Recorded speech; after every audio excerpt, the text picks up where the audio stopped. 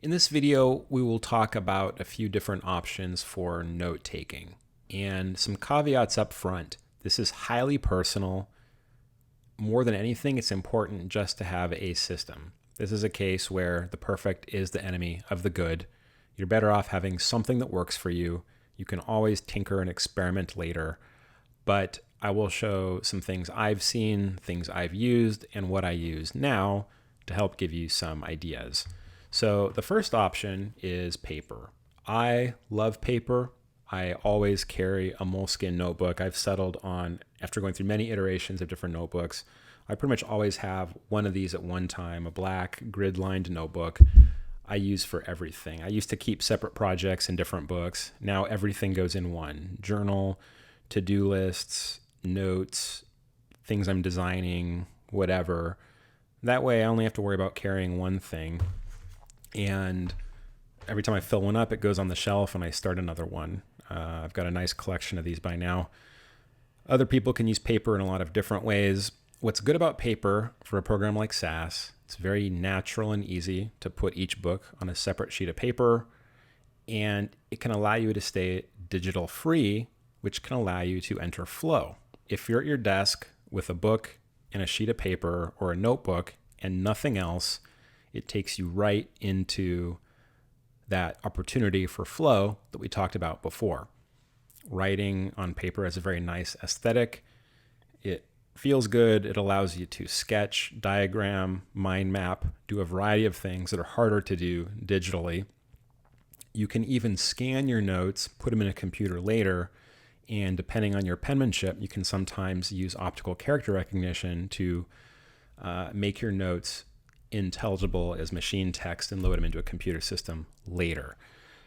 Now, the downsides of writing, it's time consuming. If you're a fast typist, typing is quicker. It's also harder to make connections across material. You're not going to hyperlink between documents. You're not going to necessarily organize notes from different books into one list on a subject. If you read 5 different books on balance of power, for example, your notes are scattered in 5 places. You can't really create a new note that links all those together. Text in handwritten journals or papers is not searchable, so it can be a challenge to recall information later. But if it works for you, I'm actually a huge fan. I primarily use writing when I'm in a creative mode. I want to switch my brain into a very creative, imaginative state of mind. If I'm brainstorming ideas for stories, articles, trying to work out some hard problem, asking myself what I really think about something, this is a great way to brainstorm for your thesis as you're trying out different ideas and outlining. The next thing I've seen, which may be my least favorite, I just pointed out because I have seen it, is creating a different document on your computer for each book that you read. I saw one student once who had a Word document for each book that they read. That might seem natural because a book corresponds to a sheet of notes, but now anytime you want to move between books, you've got to actually close a document, reopen a new one. Very difficult to make connections across books. It's very unwieldy to move quickly through. It's also unwieldy to search. You're pretty much limited to using the search tool built into your operating system. There's much better tools out there for putting a lot of knowledge in one environment.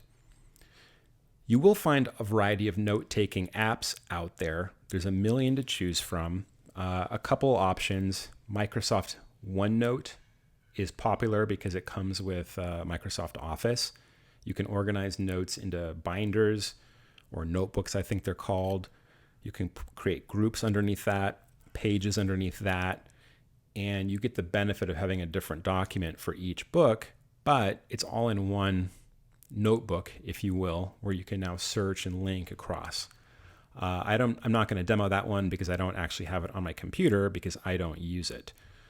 Another option, and this is what I used when I was a SAS student. I don't use it anymore, but it is popular, so I'll demonstrate it, is Evernote. And you'll find others of this type. A good note-taking app like this allows you to put things into different notebooks, academics, notebooks, business. I've got one for rock climbing. My wife uses this for recipes.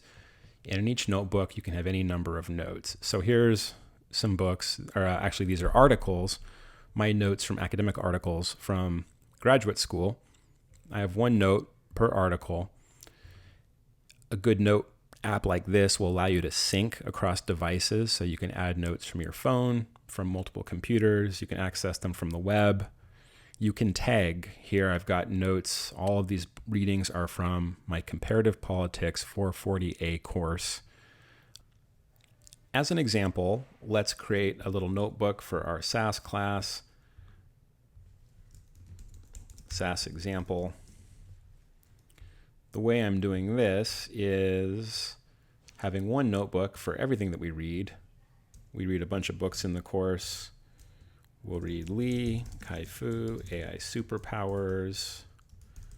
In SAS, we can tag that one with SAS 660. We'll read another one, Beinhocker, Eric, The Origin of Wealth, another 660 book. And this becomes very easy to take notes. We could write our summary, blah, blah, blah. We can format our notes nicely. All this is very familiar to you. One of the benefits of working in a system like this is you can hyperlink between notes. Let's say that we are reading AI Superpowers and it reminds us something from Origin of Wealth. We can go up here, we can copy an internal link, and now in AI Superpowers we can say, page 53 reminds me of a section about fitness landscapes from Eric Beinhocker's Origin of Wealth. And now as I'm reading this a year from now at comps and forget everything, I can say, what was I talking about here? And I can go back and click and it will take me back to the Beinhocker note.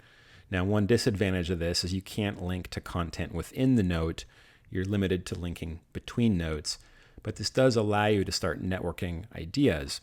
And remember what we said, a lot of the magic of note-taking over the long term is synthesis between ideas and among ideas, not merely the notes of just reproducing something.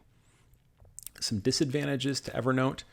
It does cost money. It's not unreasonable. I want to say it's on the order of $50 per year.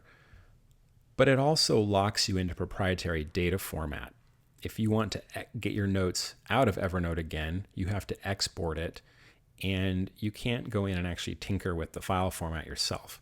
So you're sort of locked into Evernote's universe, and you have to play by Evernote's way of doing things. So this kind of worked for me for a while, and this would work for many people. It didn't quite meet my needs, which I needed something more flexible. I also like a very minimal interface that allows me to work very quickly, and I like to work in plain text. So let's look at what I use now.